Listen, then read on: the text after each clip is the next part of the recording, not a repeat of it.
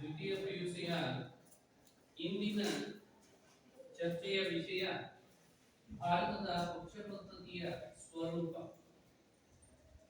ನಾವೀಗಾಗಲೇ ಕಳೆದ ತರಗತಿನಲ್ಲಿ ಭಾರತದಲ್ಲಿ ಯಾವ ರೀತಿಯ ಒಂದು ಪಕ್ಷ ಪದ್ಧತಿ ಇದೆ ಅನ್ನೋದನ್ನು ನಾವು ನೋಡಿದ್ದೇವೆ. ಪಕ್ಷಗಳು ಅಂದ್ರೇನು, ರಾಜಕೀಯ ಪಕ್ಷಗಳ ಅರ್ಥ ಏನು, ರಾಜಕೀಯ ಪಕ್ಷಗಳ ಹಿನ್ನೆಲೆ ಏನು, ಆ ರಾಜಕೀಯ ಪಕ್ಷಗಳು ಯಾವ ರೀತಿ ಹುಟ್ಕೊಂಡು, ಪುರಾತನ ಗ್ರೀಕ್ನಲ್ಲಿ ಇದ್ದಂತ ರಾಜಕೀಯ ಪಕ್ಷಗಳು ಯಾವ್ಯಾವು, ಅದಾದ್ಮೇಲೆ ಮಧ್ಯಕಾಲೀನ ಯುಗದಲ್ಲಿ ರೋಮ್ನಲ್ಲಿ ಇದ್ದಂತಹ ರಾಜಕೀಯ ಪಕ್ಷಗಳು ಮತ್ತು ಆ ಗುಂಪುಗಳು ಏನು, ಅವು ಯಾವ ರೀತಿ ಕೆಲಸವನ್ನು ಮಾಡ್ತಾ ಇದ್ವು, ಇವೆಲ್ಲವುಗಳನ್ನ ನಾವೀಗಾಗಲೇ ನೋಡಿದ್ದೇವೆ. ಇನ್ನು ನಮ್ಮ ಭಾರತದಲ್ಲೂ ಕೂಡ ಈ ಪಕ್ಷ ಪದ್ಧತಿ ಒಂಥರ ವಿಶೇಷವಾಗಿ ಬೆಳ್ಕೊಂಡು ಬಂತು. ವಿಶ್ವದಲ್ಲಿ ಎಲ್ಲಿಯೂ ಇಲ್ಲದ ರೀತಿಯ ಒಂದು ರಾಜಕೀಯ ಪಕ್ಷ ಪದ್ಧತಿ ನಮ್ಮ ಭಾರತದಲ್ಲಿ ಇದೆ. ಯಾಕೆ ಅಂತಂದ್ರೆ ನಾವು ಬಹುಪಕ್ಷ ಪದ್ಧತಿಗೆ ಮೊರೆ ಹೋಗಿದ್ದೇವೆ. ನಮ್ಮ ಭಾರತದ ರಾಜಕೀಯ ವ್ಯವಸ್ಥೆಯಲ್ಲಿ ಬಹುಪಕ್ಷ ಪದ್ಧತಿ ಅಸ್ತಿತ್ವದಲ್ಲಿ ಇದೆ. ಅದು ಅಸ್ತಿತ್ವದಲ್ಲಿರೋದ್ರಿಂದ ಅಸಂಖ್ಯಾತ ರಾಜಕೀಯ ಪಕ್ಷಗಳು ಹುಟ್ಟಿಕೊಂಡಿದ್ದಾವೆ. 1885ರಲ್ಲಿ ಭಾರತೀಯ ರಾಷ್ಟ್ರೀಯ ಕಾಂಗ್ರೆಸ್ ಹುಟ್ಟಿಕೊಳ್ತು. ಅದಾದ್ಮೇಲೆ ಮುಸ್ಲಿಂ ಲೀಗ್ ಹುಟ್ಟಿಕೊಳ್ತು, ಅಕಾಲಿ ದಳ ಹುಟ್ಟಿಕೊಳ್ತು. ಇನ್ನು ಸ್ವಾತಂತ್ರ್ಯ ನಂತರ ಸಂವಿಧಾನ ರಚನಾ ಸಮಿತಿನಲ್ಲಿ ಇದ್ದಂತ ವಿವಿಧ ರಾಜಕೀಯ ಹಿತಾಸಕ್ತಿಗಳನ್ನ ಹೊಂದಿರತಕ್ಕಂಥವುಗಳು ತಮ್ಮದೇ ಆಗಿರ್ತಕ್ಕಂಥ ಒಂದೊಂದು ಸಿದ್ಧಾಂತದ ಆಧಾರದ ಮೇಲೆ ಒಂದೊಂದು ರಾಜಕೀಯ ಪಕ್ಷವನ್ನ ಕಟ್ಕೊಳ್ತಾ ಹೋದ್ರು.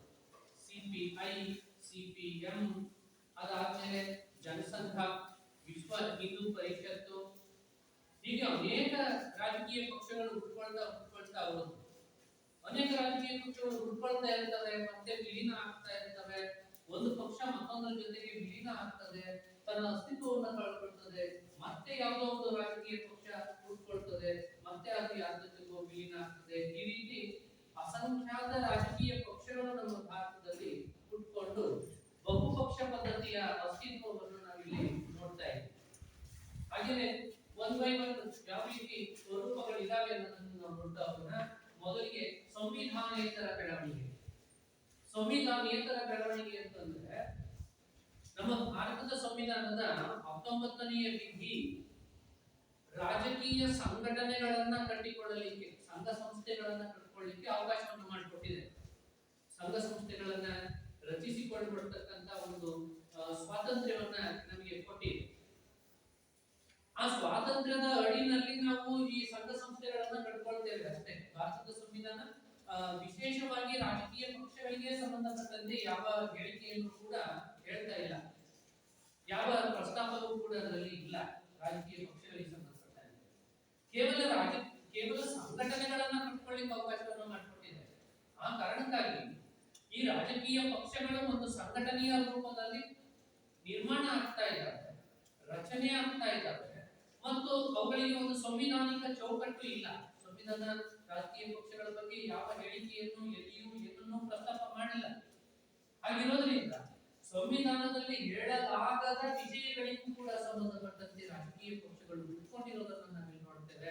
ಅದನ್ನೇ ಸಂವಿಧಾನೇತರ ಬೆಳವಣಿಗೆ. ಸಂವಿಧಾನದಲ್ಲಿ ಹೇಳಲಾಗದೇ ಇರುವ ರೀತಿಯಲ್ಲಿಯೂ ಕೂಡ ಈ ರಾಜಕೀಯ ಪಕ್ಷಗಳು ಬೆಳವಣಿಗೆಯನ್ನು ಹೊಂದಿರ್ತವೆ, ಅಸ್ತಿತ್ವವನ್ನ ಪಡ್ಕೊಂಡಿರ್ತವೆ, ಮತ್ತು ಅಸ್ತಿತ್ವವನ್ನ ಹೊಂದಿರ್ತವೆ, ಮತ್ತು ಕಾರ್ಯಚಟುವಟಿಕೆಯಲ್ಲಿ ಪ್ರವೃತ್ತರಾಗಿರ್ತವೆ.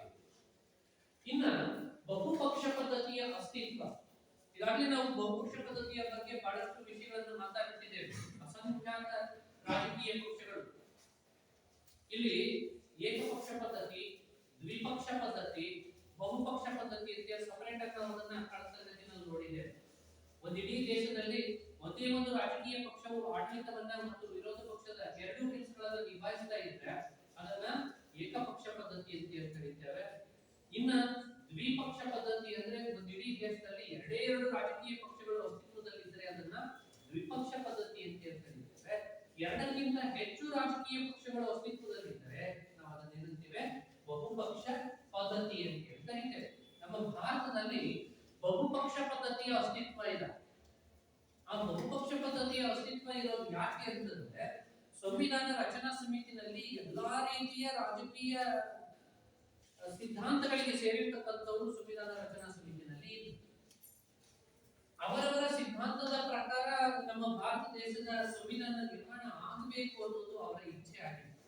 ಆದರೆ ಅವರ ಇಚ್ಛೆಗೆ ವಿರುದ್ಧವಾಗಿ ಸಂವಿಧಾನ ರಚನಾ ಸಮಿತಿ ನಿರ್ಣಯಗಳನ್ನು ಕೈಗೊಂಡಾಗ ಅಲ್ಲಿ ಹೊರಗೆ ಬಂದಂತ ಎಲ್ಲ ರಾಜಕೀಯ ಹಿತಾಸಕ್ತಿಗಳು ಏನಿತ್ತು ಅವುಗಳು ತಮ್ಮದೇ ಆಗಿರತಕ್ಕಂತ ಒಂದೊಂದು ಗುಂಪನ್ನ ಕಟ್ಟಿಕೊಳ್ತಾ ಹೋದ್ರು. ಕಮ್ಯುನಿಸ್ಟ್ ಸಿದ್ಧಾಂತವನ್ನ ಬೆಂಬಲಿಸತಕ್ಕಂಥವರು ಕಮ್ಯುನಿಸ್ಟ್ ಪಾರ್ಟಿಯ ಜೊತೆಗೆ, ಪ್ರಜಾಪ್ರಭುತ್ವದ ಹೆಸರಿನಲ್ಲಿ ಒಂದಾಗಿರ್ತಕ್ಕಂಥವರು ಡೆಮಾಕ್ರೆಟಿಕ್ ಪಕ್ಷದ ಜೊತೆಗೆ, ಜಾತ್ಯತೀತ ನಿಲುವುಗಳನ್ನು ಹೊಂದಿರತಕ್ಕಂಥವರು ಎಲ್ಲರೂ ಕೂಡ ಕಾಂಗ್ರೆಸ್ ಜೊತೆಗೆ, ಹಿಂದೂ ಧರ್ಮದ ವಾದವನ್ನ ಹೊಂದಿರತಕ್ಕಂಥವರೆಲ್ಲರೂ ಭಾರತೀಯ ಹಿಂದೂ ಮಹಾಸಭಾದ ಜೊತೆಗೆ, ಜನಸಂಘದ ಜೊತೆಗೆ, ಜನತಾ ಪಕ್ಷದ ಜೊತೆಗೆ ತಮ್ಮನ್ನು ತಾವು ಗುರುತಿಸಿಕೊಳ್ತಾ ಹೋದ್ರು.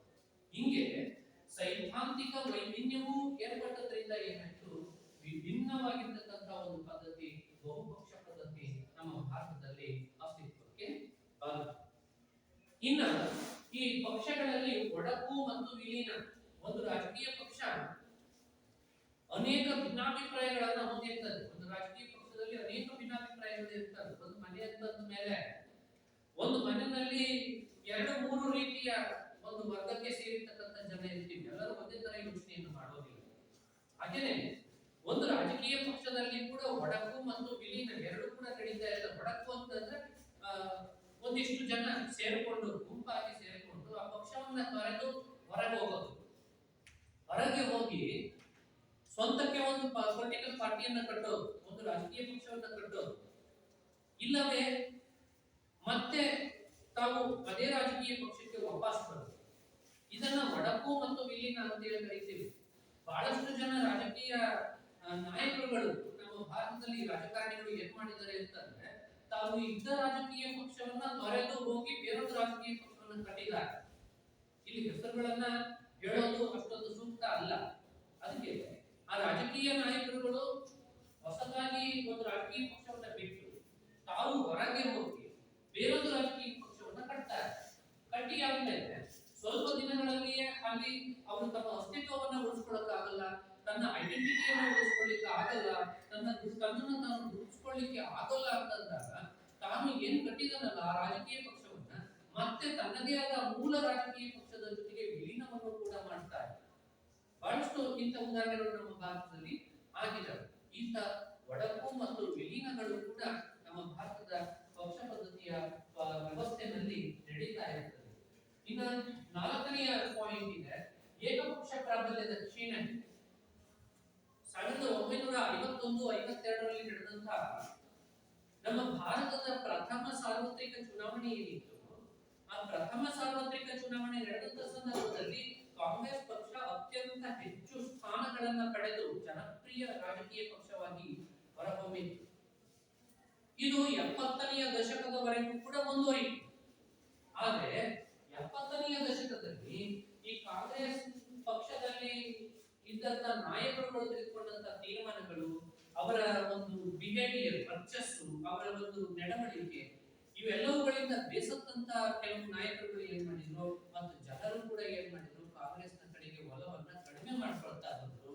ಇದರಿಂದ ಏನಾಯ್ತು ಅಂದ್ರೆ ಪ್ರಾದೇಶಿಕ ರಾಜಕೀಯ ಪಕ್ಷಗಳು ಉಟ್ಕೊಳ್ಳಿಕ್ಕೆ ಸಾಧ್ಯತೆ ಆಯಿತು. ಆ ಪ್ರಾದೇಶಿಕ ಪಕ್ಷಗಳು ಹೆಚ್ಚು ಉಟ್ಕೊಂಡಿದ್ರಿಂದ ಕಾಂಗ್ರೆಸ್ ಪಕ್ಷ ತನ್ನ ಪ್ರಾಬಲ್ಯವನ್ನ ಕಳ್ಕೊಂಡು ಸಮ್ಮಿಶ್ರ ಸರ್ಕಾರವನ್ನ ರಚನೆ ಮಾಡತಕ್ಕಂತ ಹಂತಕ್ಕೆ ಬಂದಿದೆ. ಅಂದ್ರೆ ಅದುವರೆಗೂ ಕೂಡ ಏನಾಗಿತ್ತು, 1970ನೆಯ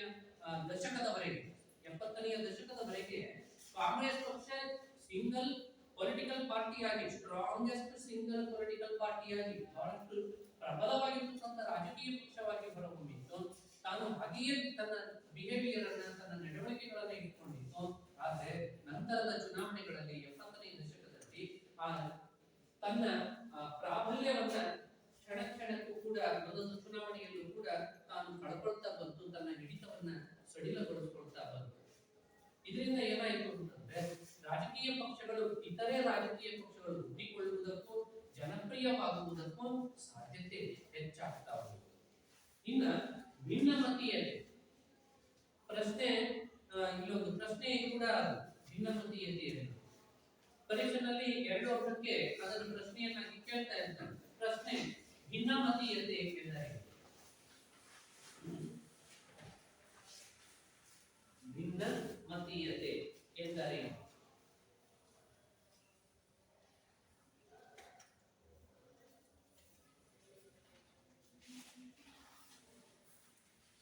ಆಡಳಿತಾರೂಢ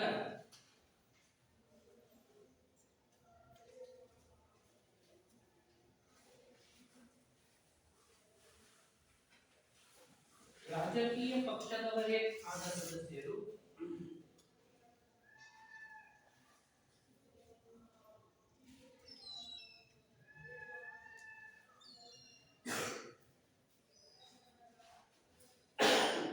ತನ್ನ ಪಕ್ಷದ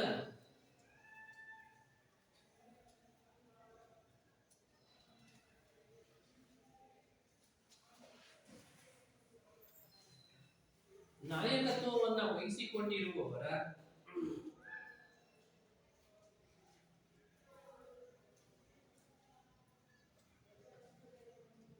ವಿರುದ್ಧ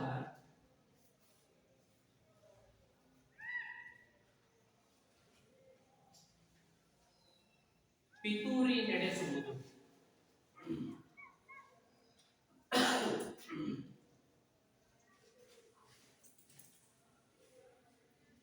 ಯಾವುದೋ ಒಂದು ರಾಜಕೀಯ ಪಕ್ಷ ಬಹುಮತವನ್ನು ಪಡೆದಿರ್ತದೆ, 2/3 ಮೆಜಾರಿಟಿಯನ್ನು ಪಡೆದಿರ್ತದೆ, 2/3 ಬಹುಮತವನ್ನು ಪಡೆದಿರ್ತದೆ. ಆ ಬಹುಮತವನ್ನು ಪಡೆದಿರ್ತಕ್ಕಂಥ ರಾಜಕೀಯ ಪಕ್ಷದ ಸದಸ್ಯರುಗಳೇ ಸರ್ಕಾರದಲ್ಲಿ ಭಾಗಿಯಾಗಿರ್ತಕ್ಕಂಥವ್ರು ಯಾರು? ವಿರೋಧ ಪಕ್ಷದವರಲ್ಲ.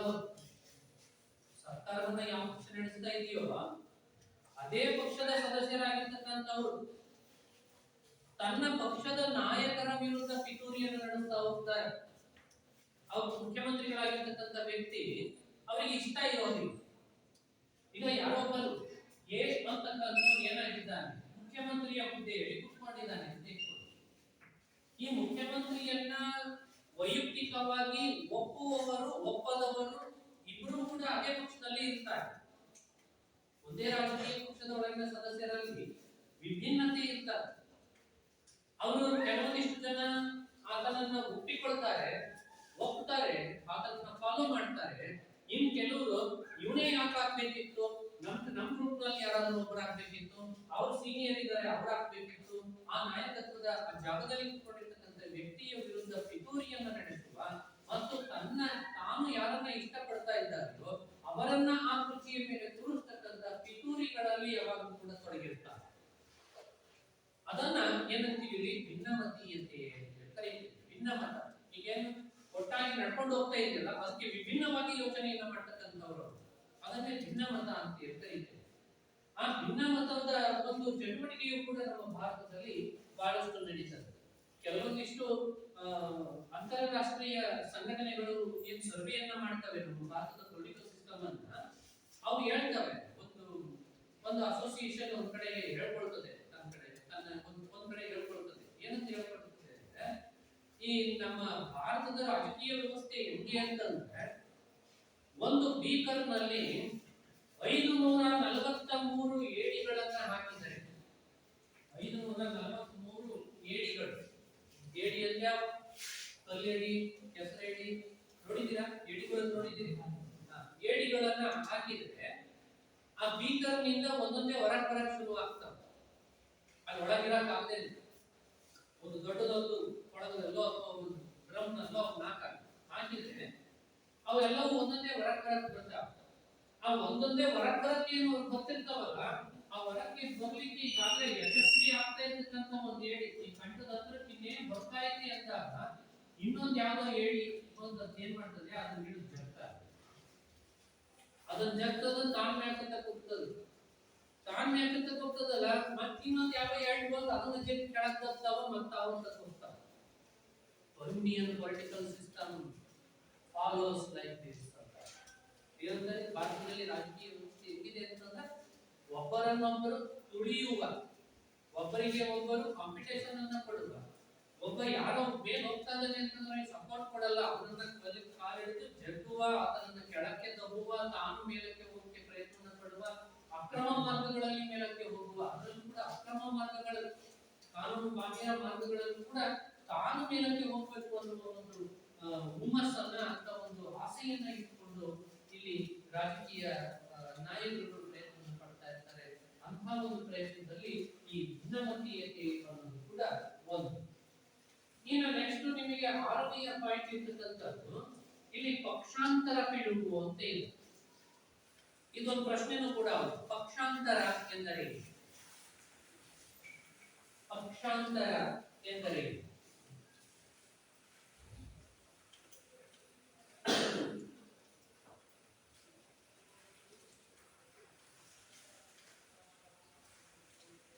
ಪಕ್ಷಾಂತರ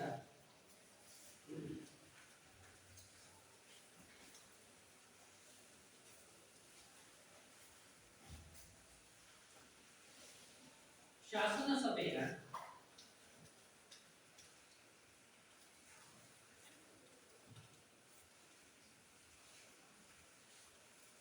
ಚುನಾಯಿತ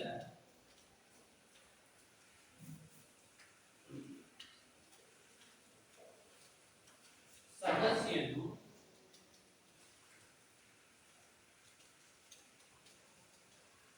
ತನ್ನ ಶಾಸಕ ಹುದ್ದೆಗೆ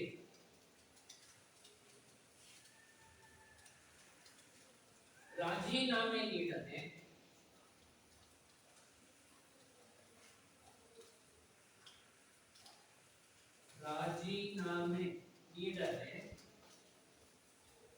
ಬೇರೊಂದು ಪಕ್ಷವನ್ನ ಸೇರಿಕೊಂಡರೆ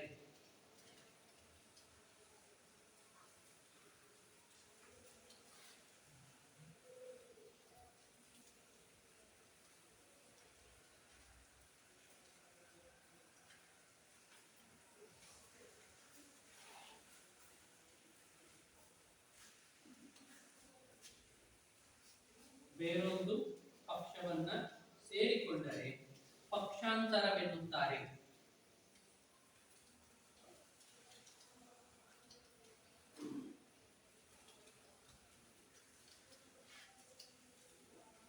ಇದು ಹೆಂಗೆ ಅಂತಂದ್ರೆ, ಈಗ ಒಬ್ಬ ಅಭ್ಯರ್ಥಿ ಚುನಾವಣೆಯಲ್ಲಿ ಸ್ಪರ್ಧಿಸ್ತಾ ಇದ್ದಾನೆ.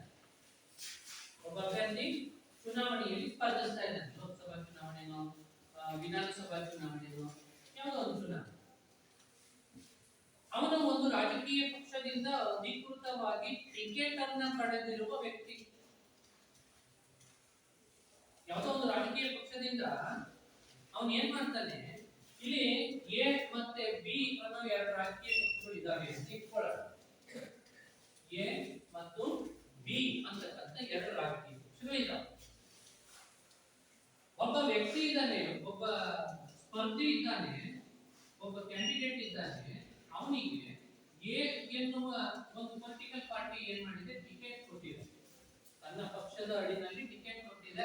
ತನ್ನ ಪಕ್ಷದ ಪ್ರಣಾಳಿಕೆಯ ಅಡಿಯಲ್ಲಿ ಆತನಿಗೆ ಚುನಾವಣೆಯನ್ನ ಎದುರಿಸಲಿಕ್ಕೆ ಅವನಿಗೆ ಅವಕಾಶವನ್ನ ಮಾಡಿಕೊಟ್ಟಿದೆ. ತನ್ನ ಅಧಿಕೃತ ಅಭ್ಯರ್ಥಿಯಾದಂತ ಆತನನ್ನ ಘೋಷಣೆ ಮಾಡಿದೆ. ಅವನು ಚುನಾವಣೆಯಲ್ಲಿ ಗೆದ್ದಿದ್ದಾನೆ ಕೂಡ.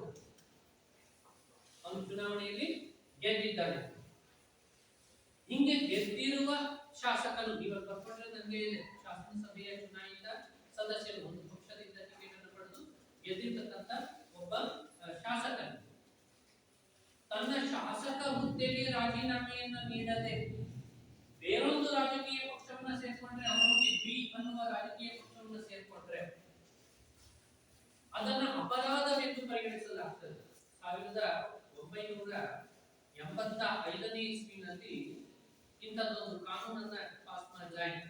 ರಾಜೀವ್ ಗಾಂಧಿ ಅವರು ಪ್ರಧಾನಮಂತ್ರಿಗಳಾಗಿದ್ದಾಗ ಆ ಕಾನೂನನ್ನ ಮಂಡಿಸತಕ್ಕಂತ ಒಂದು ತಯಾರಿ ನಡೆದಿತ್ತು. ಅದಾದ್ಮೇಲೆ ಪಿ.ವಿ. ನರಸಿಂಹರವರು ಪ್ರಧಾನಮಂತ್ರಿಗಳಾಗಿದ್ದಾಗ ಆ ಒಂದು ಕಾನೂನನ್ನು ಕೂಡ ಜಾರಿಗೆ ತರಲಾಯಿತು, ಪಕ್ಷಾಂತರ ನಿಷೇಧ ಕಾಯ್ದೆ ಅಂತ ಹೇಳಿ. ಮುಂದೆ ಇದೇ ಚಾಪ್ಟರ್ನ ಕೊನೆಗೆ ನಿಮಗೆ ಬರ್ತದೆ, ನಾನು ವಿವರವಾಗಿ ಹೇಳ್ತೇನೆ.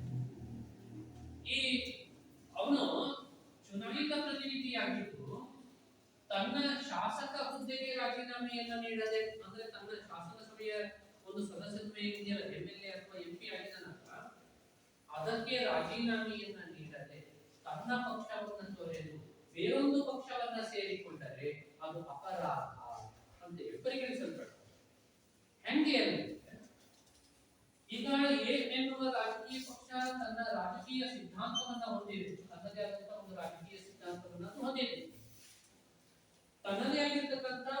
ಪ್ರಣಾಳಿಕೆಯನ್ನು ಕೂಡ ಅದು ಹೊಂದಿದೆ. ಅದರಾಗಿರ್ತಕ್ಕಂಥ ಪ್ರಣಾಳಿಕೆಯನ್ನು ಜನರ ಮುಂದೆ ಹೇಳಿರ್ತದೆ.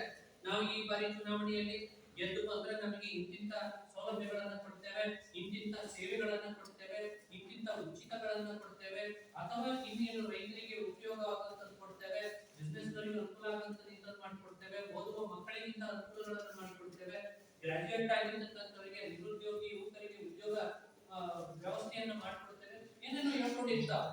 ಅವು ಪ್ರಣಾಳಿಕೆಗಳು ಅಂತ ಹೇಳ್ತೀವಿ ನಾವು.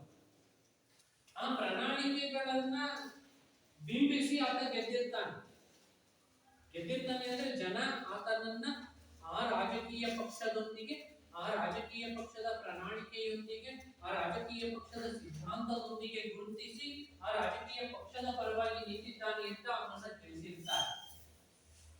ಅವರಿಗೆ ಬಿ ಅನ್ನೋದು ಗೆಲ್ಲಬೇಕಾಗಿತ್ತು ಅನ್ನೋದಾಗಿದ್ರೆ ಜನರಿಗೆ ಬಿ ಅನ್ನೋದು ಗೆಲ್ಲಬೇಕು ಅನ್ನೋದಾಗಿದ್ರೆ ಬಿದಿಂದ ಬಿ ರಾಜಕೀಯ ಪಕ್ಷದಲ್ಲಿ ಯಾರು ನಿಂತಿದ್ದಾರೋ ಅವರಿಗೆ ಅವರು ವೋಟ್ ಹಾಕ್ತಾ ಇದ್ರು. ಆದ್ರೆ ಅವರು ಯಾರನ್ನ ಗೆಲ್ಲಿಸಿದ್ದಾರೆ? ಎ ಅನ್ನೋದನ್ನ ಯಾರನ್ನ ಗೆಲ್ಲಿಸಿದ್ದಾರೆ? ಎ ಅನ್ನೋದನ್ನ ಗೆಲ್ಲಿಸಿದ್ದಾರೆ. ಎ ಅನ್ನೋದನ್ನ ಗೆಲ್ಲಿಸಿದ್ದಾರೆ. ಎ ಅನ್ನುವ ರಾಜಕೀಯ ಪಕ್ಷವನ್ನ ಗೆಲ್ಲಿಸಿದ್ದಾರೆ ಅಂತಂದ್ರೆ ಜನರಿಗೆ ಎ ಎನ್ನುವ ರಾಜಕೀಯ ಪಕ್ಷದ ಪರವಾಗಿ ಒಲವಿದೆ ಅಂತ. ಈಗ ಅವನು ಶಾಸಕ ಹುದ್ದೆಗೆ ರಾಜೀನಾಮೆಯನ್ನ ನೀಡದೆ ಬಿ ಎನ್ನುವ ರಾಜಕೀಯ ಪಕ್ಷಕ್ಕೆ ಹೋದರೆ ಆತನು ಯಾರಿಗೆ ಮಾಡಿದ ಮೋಸ? ಯಾರಿಗೆ ಮಾಡಿದ ಮೋಸ? ಅದು ಜನತೆಗೆ ಮಾಡಿದ ಮೋಸ. ಜನ ಆತನನ್ನ ಆ ರಾಜಕೀಯ ಪಕ್ಷದೊಂದಿಗೆ ನೋಡ್ಲಿಕ್ಕೆ ಬಯಸ್ತಾ ಇದ್ದಾರೆ. ಆ ರಾಜಕೀಯ ಪಕ್ಷದ ಪ್ರಣಾಳಿಕೆಯಲ್ಲಿ ಅವರು ಚುನಾವಣೆ ನಿಂತಿದ್ದಾನೆ. ಆ ರಾಜಕೀಯ ಪಕ್ಷದ ಒಂದು ಚಿಹ್ನೆಯ ಅಡಿನಲ್ಲಿ ಆತನು ಅಲ್ಲಿ ಏನ್ ಮಾಡಿದ್ದಾನೆ? ಚುನಾವಣೆಯಲ್ಲಿ ಗೆದ್ದಿದ್ದಾನೆ. ಅಂದ್ರೆ ಜನರೆಲ್ಲರ ಇಚ್ಛೆ ಎ ಎನ್ನುವ ರಾಜಕೀಯ ಪಕ್ಷದ ಜೊತೆಗೆ ಇದೆ, ಬಿ ಎನ್ನುವ ರಾಜಕೀಯ ಪಕ್ಷದ ಜೊತೆಗೆ ಅಲ್ಲ. ಆದ್ರೆ ಅವನು ಮಧ್ಯದಲ್ಲಿ ಗೆದ್ದಾದ ಮೇಲೆ ಎ ಎನ್ನುವ ರಾಜಕೀಯ ಪಕ್ಷವನ್ನು ಬಿಟ್ಟು ಬಿ ಎನ್ನುವ ರಾಜಕೀಯ ಪಕ್ಷಕ್ಕೆ ಹೋದರೆ ಅದು ಆತನನ್ನ ಆರಿಸಿ ಕಳಿಸಿರುವ ಜನರಿಗೆ, ಮತದಾರರಿಗೆ ಆತನು ಮಾಡುವ ಮೋಸವಾಗಿರುತ್ತದೆ. ಆ ಮತದಾರರಿಗೆ ಆತನು ಮಾಡತಕ್ಕಂತಹ ಮೋಸ ಆಗಿರುತ್ತದೆ. ಆ ಕಾರಣಕ್ಕಾಗಿ ಇದು ಅಪರಾಧ. ಅಂತಹ ಒಂದು ಈ ಅಪರಾಧಗಳು ಪಕ್ಷಾಂತರದ ಪಿಡುಗು, ಅದನ್ನ ಒಂದು ಪಿಡುಗು ಅಂತ ಕೂಡ ಕರೀತಾರೆ.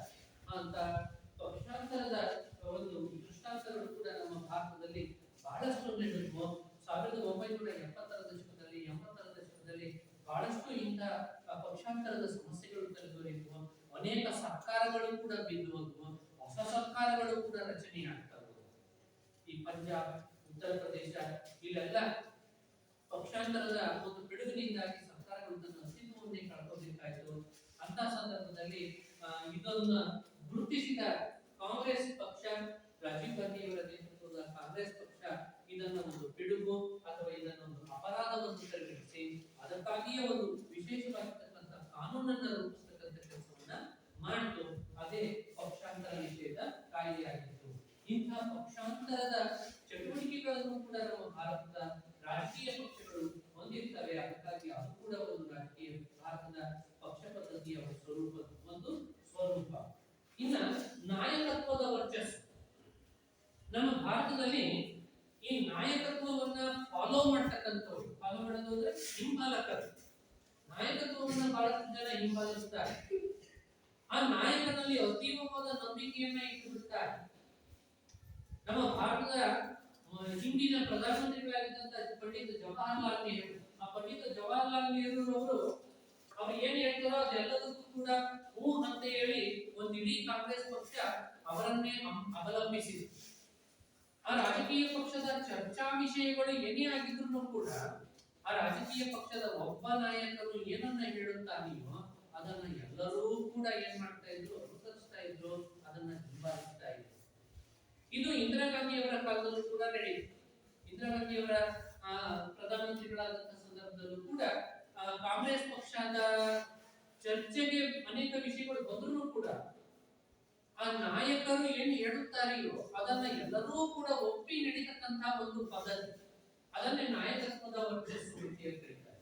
ಆ ನಾಯಕರಾಗಿರ್ತಕ್ಕಂಥವ್ರು ಅಂತ ವರ್ಚಸ್ಸನ್ನ ಹೊಂದಿದ್ದು ಅವರ ಹೇಳಿಕೆಗಳನ್ನ, ಅವರ ನಿರ್ಧಾರಗಳನ್ನ ಯಾರು ಕೂಡ ಏನ್ ಮಾಡ್ತಾ ಇರಲಿಲ್ಲ, ತೆಗೆದು ಹಾಕ್ತಾ ಇರಲಿಲ್ಲ, ನಿರಾಕರಿಸ್ತಾ ನಿರಾಕರಿಸ್ತಾ ಇರಲಿಲ್ಲ. ಅದನ್ನ ಎಲ್ಲರೂ ಕೂಡ ಒಂದು ಪ್ರಶ್ನೆಯನ್ನ ಕೇಳದೆ ಯಾವುದೇ ಚಕಾರವೆತ್ತದಿಗೆ ಅದನ್ನ ಫಾಲೋ ಮಾಡ್ತಾ ಇದ್ರು, ಅಂತ ಒಂದು ಪದ್ಧತಿಯು ಕೂಡ ನಮ್ಮ ಭಾರತದಲ್ಲಿ ಇದೆ, ಅಂತ ಒಂದು ಸ್ವರೂಪವು ಕೂಡ ನಮ್ಮ ಭಾರತದಲ್ಲಿ ಇದೆ. ಈಗಲೂ ಕೂಡ ಬಿಜೆಪಿನಲ್ಲೂ ಅಂತದ್ದು, ಕಾಂಗ್ರೆಸ್ನಲ್ಲೂ ಹಾಗೆ ಇದೆ. ಇನ್ನು ಕರ್ನಾಟಕ ಪ್ರದೇಶ ಕಾಂಗ್ರೆಸ್ನಲ್ಲಿ, ಕರ್ನಾಟಕದಲ್ಲಿ ಇರ್ತಕ್ಕಂಥ ರಾಜಕೀಯ ಪಕ್ಷಗಳಲ್ಲಿ ಕೆಲವು ಬಾರಿ ಇಂಥದ್ದನ್ನು ಕೂಡ ನಾವು ನೋಡ್ತೇವೆ. ಕೆಲವು ಬಾರಿ ಮಾತ್ರ ನಾವು ಅದನ್ನು ನೋಡ್ತೇವೆ. ಆದ್ರೆ ಅವಾಗ ಹಿಂದೆ ಇಂದಿರಾ ಗಾಂಧಿ ಅವರು ಪ್ರಧಾನಮಂತ್ರಿಗಳಾಗಿದ್ದಂತ ಸಂದರ್ಭದಲ್ಲಿ, ಪಂಡಿತ್ ಜವಾಹರ್ಲಾಲ್ ನೆಹರು ಅವರು ಪ್ರಧಾನಮಂತ್ರಿಗಳಾಗಿದ್ದಂತ ಸಂದರ್ಭದಲ್ಲಿ 100ಕ್ಕೆ 100ರಷ್ಟು ಕೂಡ ಜವಾಹರ್ಲಾಲ್ ನೆಹರು ಅವರು ಏನ್ ಹೇಳ್ತಾರೋ ಅದನ್ನೇ ಒಂದು ಇಡೀ ರಾಜಕೀಯ ಪಕ್ಷದ ಎಲ್ಲಾ ನಾಯಕರುಗಳು, ಎಲ್ಲಾ ಸದಸ್ಯರು ಅದನ್ನೇ ಏನ್ ಮಾಡ್ತಾ ಇದ್ರು, ಅನುಕರಿಸ್ತಾ ಇದ್ರು, ಅದಕ್ಕೆ ಒಪ್ಪಿ ನಡೀತಾ ಇದ್ರು. ಇಂದಿರಾ ಗಾಂಧಿ ಅವರಿಗೂ ಕೂಡ ಅದನ್ನ ಒಪ್ಪಿ ನಡೀತಾ ಇದ್ರು. ಅಂತಹ ಒಂದು ಸ್ವರೂಪದ ಒಂದು ಚಟುವಟಿಕೆಯನ್ನು ಕೂಡ ನಮ್ಮ ಭಾರತದ ಪಕ್ಷ ಪದ್ಧತಿ ಹೊಂದಿದೆ. ಅದನ್ನೇ ನಾಯಕತ್ವದ ವರ್ಚಸ್ಸು, ಆ ನಾಯಕನ ವರ್ಚಸ್ಸನ್ನು ಆಧಾರವಾಗಿಟ್ಟುಕೊಂಡು ಆ ಪಕ್ಷ ತನ್ನ ನಿರ್ಧಾರಗಳನ್ನು ತೆಗೆದುಕೊಳ್ತಾ ಇತ್ತು. ಅಂತಹ ಒಂದು ಪದ್ಧತಿಯು ಕೂಡ ನಮ್ಮ ಭಾರತದಲ್ಲಿ ಇದೆ. ಇನ್ನ ತತ್ವರಹಿತ ರಾಜಕೀಯ ಪಕ್ಷಗಳು, ಈ ಅಸಂಖ್ಯಾತ ರಾಜಕೀಯ ಪಕ್ಷಗಳನ್ನು ಹುಟ್ಟುಕೊಂಡು, ಆದ್ರೆ ಅನೇಕ ರಾಜಕೀಯ ಪಕ್ಷಗಳು ಹುಟ್ಟುಕೊಳ್ತಕ್ಕಂಥ ಸಂದರ್ಭದಲ್ಲಿ ತತ್ವ ಮತ್ತು ಸಿದ್ಧಾಂತವನ್ನ ತ್ಯಜಿಸಿಯೂ ಕೂಡ ನಡೀತಕ್ಕಂಥ ರಾಜಕೀಯ ಪಕ್ಷಗಳು ಹುಟ್ಟುಕೊಂಡು, ಅವುಗಳಿಗೆ ಒಂದು ತತ್ವ ಇಲ್ಲ, ನಿಖರವಾದಂತಹ ಒಂದು ಉದ್ದೇಶ ಇಲ್ಲ, ಅವುಗಳಿಗೆ ಒಂದು ನಿರ್ದಿಷ್ಟವಾಗಿರ್ತಕ್ಕಂಥ ಗುರಿ ಇಲ್ಲ. ಅವರು ತಾವು ಆಡಳಿತವನ್ನ ನಡೆಸಲಿಕ್ಕೆ, ಅಧಿಕಾರವನ್ನ ನಡೆಸಲಿಕ್ಕೆ ಮಾತ್ರ ಕೇಂದ್ರೀಕೃತರಾಗಿದ್ರೆ ಹೊರತು ಅವರಿಗೆ ನಿಖರವಾಗಿರ್ತಕ್ಕಂಥ ಒಂದು ಸಿದ್ಧಾಂತ ಇರಲೇ ಹೆಂಗೆ ಇರಲಿಲ್ಲ ಅಂತಂದ್ರೆ, ನಾವಿಲ್ಲಿ ನೋಡ್ತೀವಿ, ಚುನಾವಣೆ ಗೆಲ್ಲುವವರೆಗೆ ಒಂದು ಪಕ್ಷ ಮತ್ತೊಂದು ಪಕ್ಷವನ್ನ ದೂರುತ್ತೆ ಅಂದ್ರೆ ಏನರ್ಥ? ದ್ವೇಷಿಸ್ತದೆ, ಜರಿತದೆ.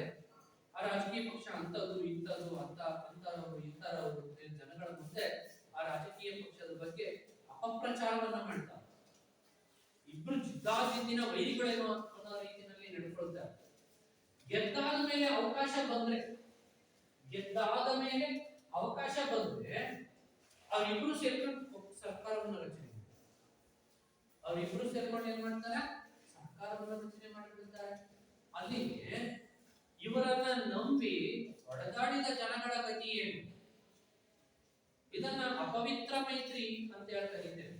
ಈ ಮೈತ್ರಿಗಳು ಅಂದ್ರೆ ಮೈತ್ರಿ ಸರ್ಕಾರ ಮುಂದೆ ಸಮ್ಮಿಶ್ರ ಸರ್ಕಾರ ಬಂದಾಗ ನಾನು ಬರೆಸ್ತೇನೆ. ಆ ಮೈತ್ರಿಗಳಲ್ಲಿ ಎರಡು ರೀತಿಯ ಮೈತ್ರಿ ಸರ್ಕಾರಗಳು ಬರ್ತವೆ. ಪವಿತ್ರ ಮೈತ್ರಿ ಮತ್ತು ಅಪವಿತ್ರ ಮೈತ್ರಿ ಅಂತ ಹೇಳಿ. ಯಾವುದು ಪವಿತ್ರ ಯಾವುದು ಅಪವಿತ್ರ ಅನ್ನೋದನ್ನ ಕೊನೆಯ ಪಾಯಿಂಟ್ ಬಂದಾಗ ನಾನು ಹೇಳಲಿಕ್ಕೆ ಬರೆಸ್ತೇನೆ. ಒಟ್ಟಾರೆಯಾಗಿ ತತ್ವರಹಿತ ರಾಜಕೀಯ ಪಕ್ಷಗಳು ಒಂದು ಸಿದ್ಧಾಂತವನ್ನು ಅನುಕರಿಸದೆ ಅನುಕೂಲಕ್ಕೆ ತಕ್ಕಂತೆ ತನ್ನ ಸಿದ್ಧಾಂತವನ್ನ ಬದಲಿ ಮಾಡಿಕೊಳ್ಳುವ, ಜನಗಳ ಮುಂದೆ ಹೋಗುವಾಗ ತಾನು ಹೇಳಿಕೊಳ್ಳುವ ಪ್ರಣಾಳಿಕೆಗಳೇ ಬೇರೆ, ತಾನು ಅಧಿಕಾರಕ್ಕೆ ಕುಳಿತುಕೊಂಡ ಮೇಲೆ ಅವರು ಮಾಡತಕ್ಕಂಥ ಕೆಲಸಗಳೇ ಬೇರೆ. ಅವರ ಪ್ರಣಾಳಿಕೆಗೂ ಅವರು ಮಾಡುವ ಕೆಲಸಗಳಿಗೂ ಎಲ್ಲಿಯೂ ಕೂಡ ಸಾಮ್ಯತೆ ಇರೋದೇ ಇಲ್ಲ. ಅಂತಹ ಒಂದು ರಾಜಕೀಯ ಪಕ್ಷಗಳು ಕೂಡ ನಮ್ಮ ಭಾರತದಲ್ಲಿ ಅಸ್ತಿತ್ವದಲ್ಲಿದ್ದಾವೆ. ಅದನ್ನೇ ತತ್ವರಹಿತ ರಾಜಕೀಯ ಪಕ್ಷಗಳು.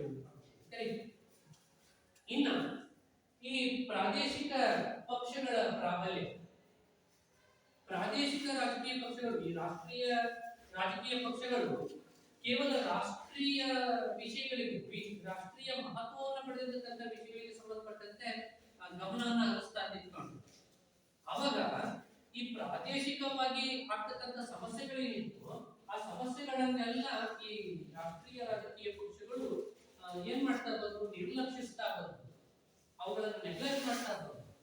ಇದರಿಂದ ಏನಾಯ್ತು ಅಂದ್ರೆ ಪ್ರಾದೇಶಿಕ ಹಿತದೃಷ್ಟಿಯನ್ನ ಇಟ್ಟುಕೊಂಡು ಒಂದೊಂದು ಸಂಘಟನೆಗಳು ಹುಟ್ಟುಕೊಂಡು ಅವೇ ಒಂದೊಂದು ರಾಜಕೀಯ ಪಕ್ಷಗಳಾಗಿ ಹುಟ್ಟುಕೊಂಡು, ಸಂಘಟನೆಗಳು ಹುಟ್ಟುಕೊಂಡು ಅವೇ ರಾಜಕೀಯ ಪಕ್ಷಗಳಾಗಿ ಪರಿವರ್ತನೆಯನ್ನ ಹೊಂದಿದ್ವು.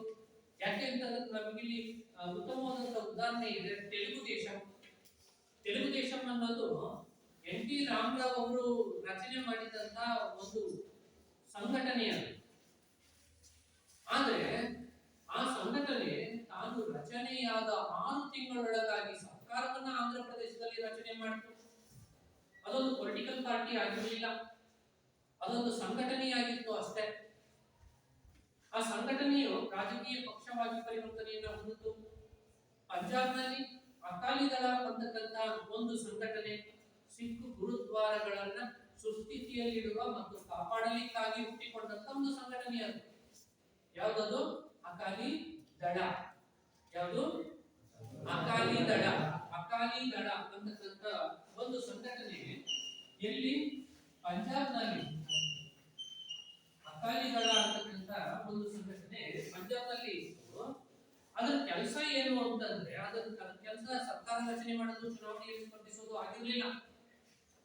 ಆದ್ರೆ ಅದು ಅನಿವಾರ್ಯವಾಗಿ ಏನ್ ಮಾಡ್ತು, ತನಗೆ ಸಿಕ್ಕಿರ್ತಕ್ಕಂಥ ಜನಪ್ರಿಯತೆಯನ್ನ ಎನ್ಕ್ಯಾಶ್ ಮಾಡ್ಕೊಳ್ಳಿಕ್ಕೆ ಹೋಗಿ ಒಂದು ರಾಜಕೀಯ ಪಕ್ಷವಾಗಿ ಪರಿವರ್ತನೆಯನ್ನು ಹೊಂದಿತು. ಸರ್ಕಾರವನ್ನು ಕೂಡ ರಚನೆಯನ್ನ ಮಾಡಿರುತ್ತದೆ. ಸಿಖ್ ಗುರುದ್ವಾರಗಳನ್ನ ಸುಸ್ಥಿತಿಯಲ್ಲಿಡಲು ಮತ್ತು ರಕ್ಷಣೆಯನ್ನು ಸಂರಕ್ಷಿಸಲಿಕ್ಕಾಗಿ ಹುಟ್ಟಿಕೊಂಡಂತ ಒಂದು ಸಂಘಟನೆ ಆಡಳಿತಾರೂಢ ರಾಜಕೀಯ ಪಕ್ಷವಾಗಿ ಪರಿವರ್ತನೆಯನ್ನ ಹೊಂದಿತು. ಹೀಗೇನೆ ಬಿಜು ಜನತಾ ದಳ, ಶಿವಸೇನೆ, ಮಹಾರಾಷ್ಟ್ರದಲ್ಲಿ ಶಿವಸೇನೆ, ತಮಿಳುನಾಡಿನಲ್ಲಿ ಡಿಎಂಕೆ, ಎಐಎಡಿಎಂಕೆ, ಆಂಧ್ರ ಪ್ರದೇಶದಲ್ಲಿ ತೆಲುಗು ದೇಶಂ, ಕರ್ನಾಟಕದಲ್ಲಿ ಅರಸು ಕಾಂಗ್ರೆಸ್, ದೇವರಾಜ ಅರಸು ಕಾಂಗ್ರೆಸ್, ಅದಾದ್ಮೇಲೆ ವಾಟಾಳ್ ನಾಗರಾಜ್ ಪಕ್ಷ. ಇವೆಲ್ಲವೂ ಪ್ರಾದೇಶಿಕವಾಗಿ ತಮ್ಮ ಒಂದು ಪ್ರದೇಶಕ್ಕೆ ಮಾತ್ರ ಸೀಮಿತವಾಗಿ ತಮ್ಮ ಕಾರ್ಯಕ್ಷೇತ್ರ ವ್ಯಾಪ್ತಿಯನ್ನ ಹೊಂದಿರತಕ್ಕಂಥ ರಾಜಕೀಯ ಪಕ್ಷಗಳಾದ ಆ ರಾಜಕೀಯ ಪಕ್ಷಗಳು ಏನಾದ್ರು ಆ ಪ್ರದೇಶದಲ್ಲಿ ಹೆಚ್ಚು ಪಾಪ್ಯುಲಾರಿಟಿಯನ್ನ ಪಡೆದು, ಜನಪ್ರಿಯತೆಯನ್ನ ಪಡೆದು, ಅದಾದ್ಮೇಲೆ ಕೊನೆಗೆ ಏನಾಯ್ತು ಅಂತಂದ್ರೆ, ಕೇಂದ್ರ ಸರ್ಕಾರದಲ್ಲಿ ಸರ್ಕಾರವನ್ನ ರಚನೆ ಮಾಡ್ತಕ್ಕಂಥ ಸಂದರ್ಭದಲ್ಲಿ ಈ ಆಂಧ್ರ ಪ್ರದೇಶದ ತೆಲುಗು ದೇಶಂ ಅಂತಕ್ಕಂಥ ರಾಜಕೀಯ ಪಕ್ಷ ಬಹಳಷ್ಟು ಪ್ರಭಾವಿ ರಾಜಕೀಯ ಪಕ್ಷವಾಗಿ ಬರಬಹುದು. ಅಟಲ್ ಬಿಹಾರಿ ವಾಜಪೇಯಿ ಪ್ರಧಾನಮಂತ್ರಿಗಳಾದಂತಹ ಸಂದರ್ಭದಲ್ಲಿ ತೆಲುಗು ದೇಶಂ ನೀಡಿದಂತ ಸಪೋರ್ಟ್ ಏನಿತ್ತಲ್ಲ, ಆ ಸಪೋರ್ಟ್ ಚಂದ್ರಬಾಬು ನಾಯ್ಡು ಅವರ ನೇತೃತ್ವದಲ್ಲಿ ನೀಡಿದಂತ ಸಪೋರ್ಟ್ ಏನಿತ್ತಲ್ಲ, ಆ ಸಪೋರ್ಟ್ ಕೇಂದ್ರ ಸರ್ಕಾರವನ್ನ ರಚನೆ ಮಾಡಲಿಕ್ಕೆ ಅದೊಂದು ಕೀ ಸ್ಟೋನ್ ಆಗಿ ಕೆಲಸವನ್ನ ಮಾಡಿದೆ. ಇಷ್ಟರ ಮಟ್ಟಿಗೆ ಆ ಪ್ರಾದೇಶಿಕ ರಾಜಕೀಯ ಪಕ್ಷಗಳು ಪ್ರಾಬಲ್ಯವನ್ನ ಹೊಂದುತ್ತಾ ಬಂದು, ಈಗ ನಾವು ತಮಿಳುನಾಡಿನಲ್ಲಿ ನೋಡ್ತಾ ಇದ್ದೀವಿ, ಇಲ್ಲವೇ ಡಿಎಂಕೆ ಸರ್ಕಾರವನ್ನ ರಚನೆ ಮಾಡ್ತಾರೆ, ಇಲ್ಲವೇ ಎಐಎಡಿಎಂಕೆ ಸರ್ಕಾರವನ್ನ ರಚನೆ ಮಾಡ್ತಾರೆ. ಸಬ್ಸ್ಟಿಟ್ಯೂಟ್ ಅವೇ. ಇನ್ನು ಯಾವುದೇ ನ್ಯಾಷನಲ್ ಪೊಲಿಟಿಕಲ್ ಪಾರ್ಟಿ, ಯಾವುದೇ ರಾಷ್ಟ್ರೀಯ ರಾಜಕೀಯ ಪಕ್ಷ ಅಲ್ಲಿ ಸ್ಥಾನಗಳನ್ನ ಗೆಲ್ಲಲಿಕ್ಕೆ ಸಾಧ್ಯನೇ ಆಗದಷ್ಟು ಮಟ್ಟಕ್ಕೆ ಅಲ್ಲಿ ಸರ್ಕಾರವನ್ನ ರಚನೆ ಮಾಡಲಿಕ್ಕೆ ಬೇಕಾದಷ್ಟು ಬಹುಮತವನ್ನ ರಾಷ್ಟ್ರೀಯ ರಾಜಕೀಯ ಪಕ್ಷಗಳು ಪಡೆಯಲಿಕ್ಕೆ ಆಗ್ತಾ ಇಲ್ಲ. ಅಂತಹ ಒಂದು ಪರಿಸ್ಥಿತಿಗೆ, ಅಷ್ಟೊಂದು ಪ್ರಾಬಲ್ಯಕ್ಕೆ ಈ ಪ್ರಾದೇಶಿಕ ರಾಜಕೀಯ ಪಕ್ಷಗಳು ಬಂದು ನಿಲ್ತಾರೆ. ಇದು ಕೂಡ ಒಂದು ನಮ್ಮ ಭಾರತದ ಪಕ್ಷ ಪದ್ಧತಿಯ ಸ್ವರೂಪ ಆಗಿದೆ. ಇನ್ನು ನೆಕ್ಸ್ಟ್ ಬರ್ತಕ್ಕಂಥದ್ದು ಧಾರ್ಮಿಕ ಮತ್ತು ಭಾಷಾವಾರು ರಾಜಕೀಯ ಪಕ್ಷಗಳು. ಒಂದೊಂದು ರಾಜಕೀಯ ಪಕ್ಷಗಳಿದ್ದಾವೆ, ಅವು ಧರ್ಮವನ್ನ ಆಧರಿಸಿ ಸಂಘಟನೆಯನ್ನ ಹೊಂದಿರತಕ್ಕಂಥ ರಾಜಕೀಯ ಪಕ್ಷಗಳಾಗಿದ್ದಾವೆ. ಮಹಾರಾಷ್ಟ್ರದಲ್ಲಿ ಶಿವಸೇನಾ, ಒಂದಿಡೀ ಭಾರತದಲ್ಲಿ ಬಿಜೆಪಿ, ಹಿಂದೂ ಧರ್ಮೀಯರ ಪರವಾಗಿ,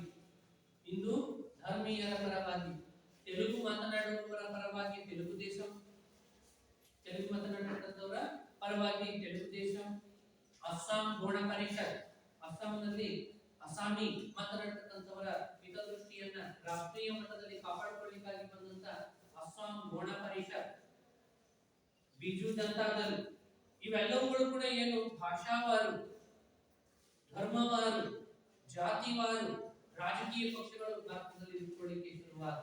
ನಮ್ಮ ಭಾರತದಲ್ಲೂ ಕೂಡ ಒಕ್ಕಲಿಗರಿಗೆ ಒಂದು ಪಕ್ಷ, ಮತ್ತೆ ಲಿಂಗಾಯತರಿಗೆ ಒಂದು ಪಕ್ಷ, ಹಿಂದುಳಿದ ವರ್ಗದವರಿಗೆ ಒಂದು ರಾಜಕೀಯ ಪಕ್ಷ, ಹೀಗೆ ಅನೇಕ ಸ್ವರೂಪದ ರಾಜಕೀಯ ಪಕ್ಷಗಳು ಹುಟ್ಟುಕೊಂಡಿದ್ದಾವೆ.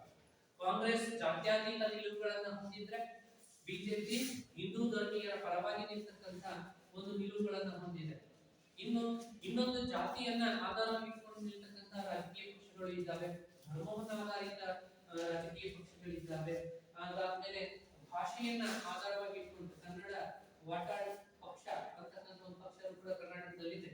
ಕನ್ನಡ ಭಾಷೆಯನ್ನ ಮಾತನಾಡತಕ್ಕಂಥವರಿಗೆ ಮೊದಲನೇ ಆದ್ಯತೆಯನ್ನು ಕೊಡಬಾರತಕ್ಕಂಥ ಒಂದು ರಾಜಕೀಯ ಪಕ್ಷ. ಭಾಷೆಯನ್ನ ಆಧಾರವಾಗಿಟ್ಟುಕೊಂಡು ರಚನೆಯಾಗಿ ಸಂಘಟಿತರಾಗಿ ಕೆಲಸವನ್ನು ಮಾಡತಕ್ಕಂಥ ಒಂದು ರಾಜಕೀಯ ಪಕ್ಷ. ಹೀಗೆ ಧರ್ಮ, ಭಾಷೆ, ಜಾತಿ ಇಂಥವುಗಳೆಲ್ಲವನ್ನ ಮೂಲವನ್ನಾಗಿಟ್ಟುಕೊಂಡು ರಚನೆಯ ಭಾರತದಲ್ಲಿ ಅಸ್ತಿತ್ವದಲ್ಲಿ ಇದ್ದಾವೆ. ಇನ್ನ ಎಡಪಂಥೀಯ ಮತ್ತು ಬಲಪಂಥೀಯ ಪಕ್ಷಗಳು, ಎಡಪಂಥೀಯ ಮತ್ತು ಬಲಪಂಥೀಯ ಪಕ್ಷಗಳು, ಎಡಪಂಥೀಯ ಮತ್ತು ಬಲಪಂಥೀಯ ರಾಜಕೀಯ ಪಕ್ಷಗಳು ಅಂತ ಕರೀತೀವಿ. ಈ ಎಡಪಂಥೀಯ ಮತ್ತು ಬಲಪಂಥೀಯ ಅಂದ್ರೆ ಏನು? ಎರಡು ಸಿದ್ಧಾಂತಗಳಿದ್ದಾವೆ. ಎಡಪಂಥೀಯ ರಾಜಕೀಯ ಪಕ್ಷಗಳು ಅಂತಂದ್ರೆ ಕ್ಷಿಪ್ರಗತಿಯಲ್ಲಿ ಅಭಿವೃದ್ಧಿಯನ್ನ ಗಳಿಸ್ತಕ್ಕಂಥವ್ರು, ಬಹಳ ಕಡಿಮೆ ಸಮಯದಲ್ಲಿ ನಾವು ಬೇಗ ಬದಲಾವಣೆಯನ್ನು ತಂದ್ರು, ಬೇಗನೆ ಬದಲಾವಣೆಯನ್ನು ತಂದ್ರು. ಹೊಳಲ್ಕೆರೆಯಲ್ಲಿ ಇವಾಗಲೇ ಏನ್ ಮಾಡಿಬಿಡ್ಬೇಕು, ಒಂದ್ ಕಡೆಯಿಂದ ಒಂದ್ ಕಡೆ ಓಡಾಡಕ್ಕೆ ಬಹಳ ಅಭಾವ ಇದೆ, ಟ್ರಾಫಿಕ್ ಇರ್ತದೆ. ಅದಕ್ಕೆ ಆ ಹೊರಗಿನ ವಲಯದಿಂದ ಹಿಡಿದು ಈ ಕಡೆ ಸ್ಟೇಷನ್ ತನಕ ಮೆಟ್ರೋ ಟ್ರೈನ್ ತಂದ್ರು. ಹಿಂಗೆ ಕ್ಷಿಪ್ರ ಬದಲಾವಣೆ, ಆದಷ್ಟು ಬೇಗ ಬಹಳಷ್ಟು ಬದಲಾವಣೆಗಳನ್ನು ತಂದುಬಿಡಬೇಕು, ಕ್ಷಿಪ್ರವಾದಂತಹ ಬದಲಾವಣೆಯನ್ನು ತಂದುಬಿಡಬೇಕು. ಇಂಥ ನಂಬಿಕೆಯನ್ನ ಇಟ್ಕೊಂಡಿರ್ತಕ್ಕಂಥ ರಾಜಕೀಯ ಪಕ್ಷಗಳನ್ನ ಎಡಪಂಥೀಯ ರಾಜಕೀಯ ಪಕ್ಷಗಳು ಅಂತ ಕರೀತೀವಿ. ಕ್ಷಿಪ್ರಗತಿಯ ಬದಲಾವಣೆ,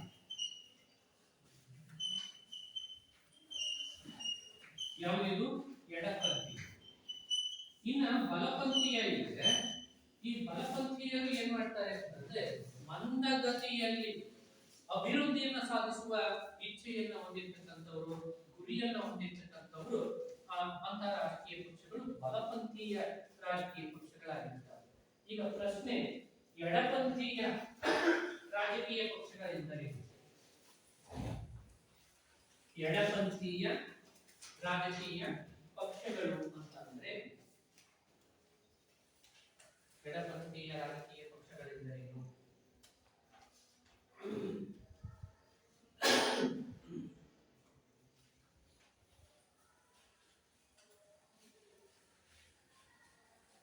ಕ್ಷಿಪ್ರಗತಿಯಲ್ಲಿ ಅಥವಾ ಕಡಿಮೆ ಸಮಯದಲ್ಲಿ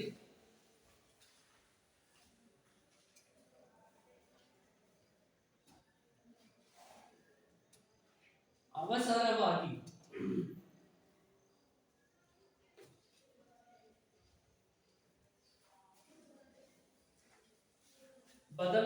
ಬದಲಾವಣೆಯನ್ನ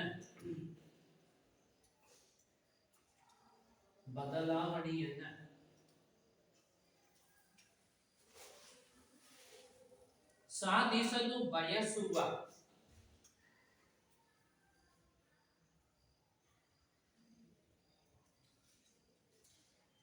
ರಾಜಕೀಯ ಪಕ್ಷಗಳು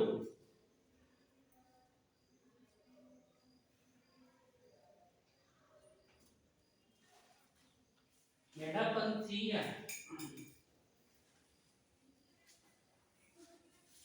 ರಾಜಕೀಯ ಪಕ್ಷಗಳಾಗಿರುತ್ತವೆ.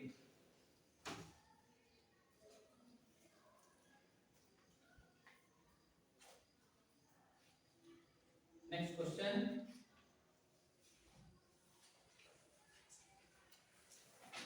ಬಲಪಂಥೀಯ ರಾಜಕೀಯ ಪಕ್ಷಗಳೆಂದರೇನು?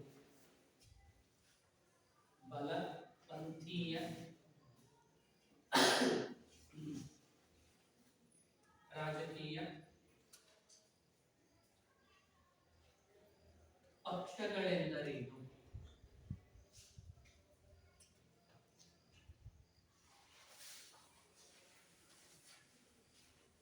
ನಿಧಾನಗತಿಯಲ್ಲಿ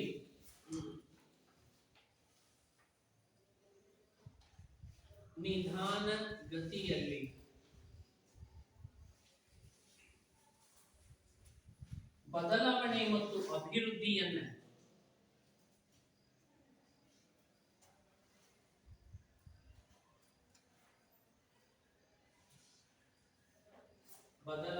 ಮತ್ತು ಅಭಿವೃದ್ಧಿಯನ್ನ ಸಾಧಿಸಲು ಬಯಸುವ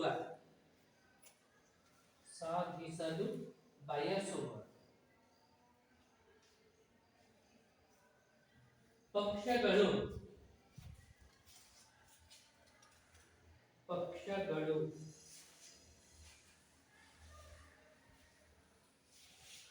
ಬಲಪಂಥೀಯ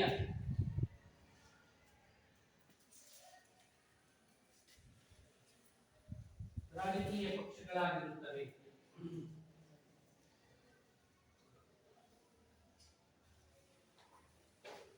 ಹೀಗೆ ಅತಿ ಕಡಿಮೆ ಸಮಯದಲ್ಲಿ ಹೆಚ್ಚು ಅಭಿವೃದ್ಧಿಯನ್ನ, ಹೆಚ್ಚು ಬದಲಾವಣೆಯನ್ನ ಬಯಸ್ತಕ್ಕಂಥ ರಾಜಕೀಯ ಪಕ್ಷಗಳು ಕೂಡ ನಮ್ಮ ಭಾರತದಲ್ಲಿದ್ದಾವೆ.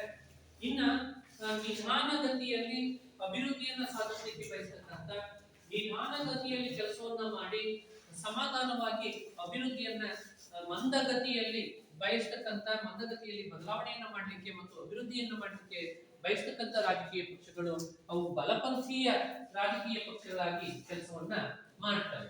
ಹೀಗೆ ಎಡಪಂಥೀಯ ಮತ್ತು ಬಲಪಂಥೀಯ ರಾಜಕೀಯ ಪಕ್ಷಗಳು ಅಂತ ಹೇಳಿ ಎರಡು ರೀತಿಯ ರಾಜಕೀಯ ಪಕ್ಷಗಳು ನಮ್ಮ ಭಾರತದ ಪಕ್ಷ ಪದ್ಧತಿಯಲ್ಲಿ ಅಸ್ತಿತ್ವದಲ್ಲಿ ಇದ್ದಾವೆ.